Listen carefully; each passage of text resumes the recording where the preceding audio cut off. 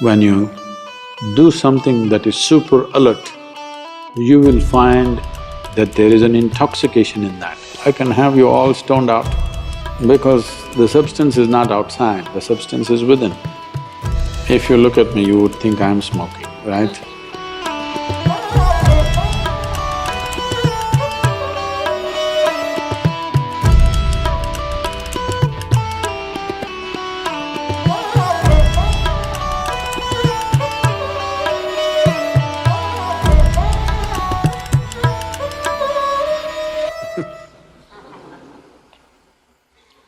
If you look at me, you would think I'm smoking, right? Just look at me. This many times happened to me. People who are smoking these things in Himalayas and other place, they always invite me because when they look at me, they think I must be a smoker.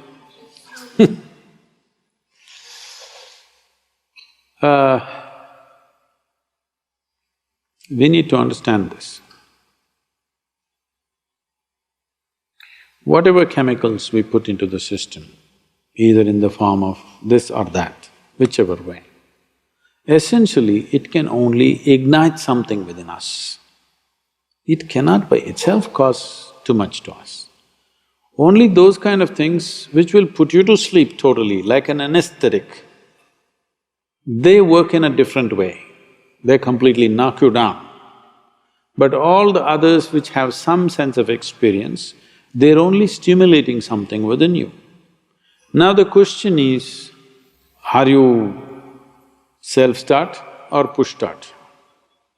If you know how to stimulate yourself, you can sit here in great pleasure. Otherwise, you have to put something from outside. Shiva was not such a cripple that he needed chemicals from outside. He was stoned, no question about that. But by what is another matter. He is not using substance, he is the substance. So, I can make that happen for you. If you can be with me in a certain way, I can have you all stoned out. Because the substance is not outside, the substance is within. So, those who want to emulate Shiva, first they must sit unmoving for 3 months. And then maybe they can smoke also. This happened. Adi Shankara was walking, he's a brisk walker he must have been, because at the age of 32 he left. Before that, from the age of 12 to 32, in those 20 years, he crisscrossed India a few times, north from Kerala right up to Badrinath and back and east, west, everything. The man must have been a really brisk walker. To do so much walking in a short span of life, because in between he produced thousands of pages of literature. He must sit somewhere to write all this. So he was walking briskly, behind him a bunch of his disciples trotting.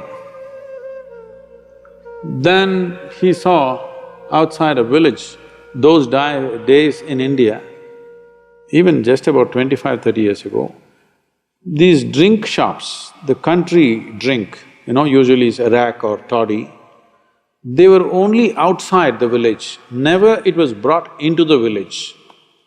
Now it's in the village, next to your house, in front of your child's school, they're selling alcohol, that's different. Those days, always it's outside the town. So there a few people will gather and they're drinking. Shankara looked at them in their inebriated condition. They looked at him, he looked straight and upright. Drunkards always think they're having the best time, unfortunately. They always think they're having the best time of their life and everybody else is missing it. So they made some comments. So without a word, Shankara walked into the shop. There was a pot full of arak he just took it and drank it and kept it there and walked away.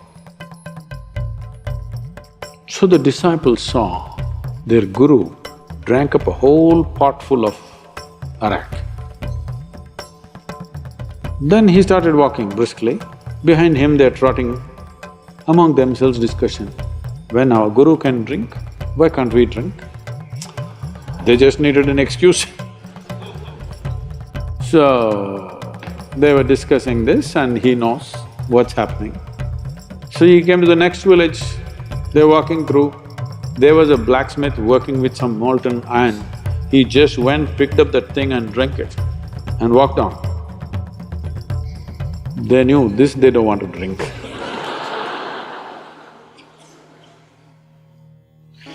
So, even if Shiva smoked, I don't think he did. He was stoned for sure. Not with something as petty as some weed. For sure he's stoned, no question, always. Even if he did smoke, can you do everything else that he does, I'm asking? Qualification is 3 months if you can sit unmoving, I will provide you the substance.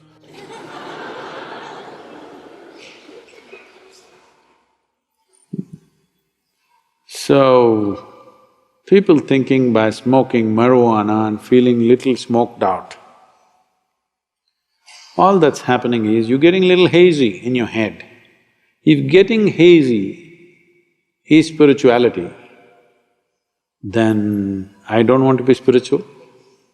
For me, the biggest thing is this crystal clear way of living. Getting hazy is not life, that happens in death. Yes, life will be hazy at that time. When you're sick and dying, life will be hazy. When you're alive, clarity is the most important thing, and clarity can be intoxicating. When you do something that is super alert, you will find that there is an intoxication in that. Why do you think all these people jumping off mountains, jumping off airplanes, doing incredibly risky things is because in being super alert, there's another kind of intoxication. But they're doing it by doing so many physical things. If you could sit here and do it, then I would say an element of Shiva has come to you. If you can simply sit here and you're super alert, so alert that you're stoned, that is a way to get stoned. Not smoking weeds. Leave the weeds for the cows. Okay, human beings can do better things. And today the entire world is talking about it because they haven't found any other better way. There is substantial research on this. They're saying 8-point drop in one's IQ will happen. You don't have to go to any research. Those who are generally on this smoke, if you see them, they're acting peaceful, but you don't give them their substance for 2 days, you will see how cranky they become. Yes, every day you give the dose, they're nice, peaceful. You will be peaceful when you're hazy. But that peace is of no value. And one thing is, don't give them the substance for 3 days, you will see they will explode. They will not be peaceful if you take away the substance. Today, of course, it's become legal in many states in America. Many big corporates are getting into it.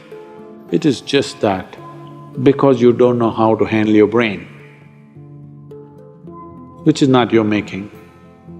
Previous generations have evolved and come to this place and you don't know how to handle this, you want to smoke it down a little bit so that it feels peaceful.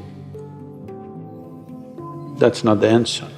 If you take away the substance for some time, then you will see your peace will fly. There's nothing spiritual about any chemical.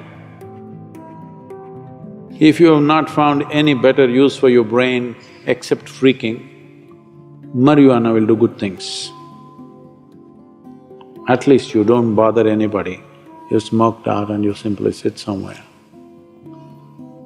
If you found better use for your brains, that your brain can do something worthwhile, something creative, something useful, then that's not the way to go.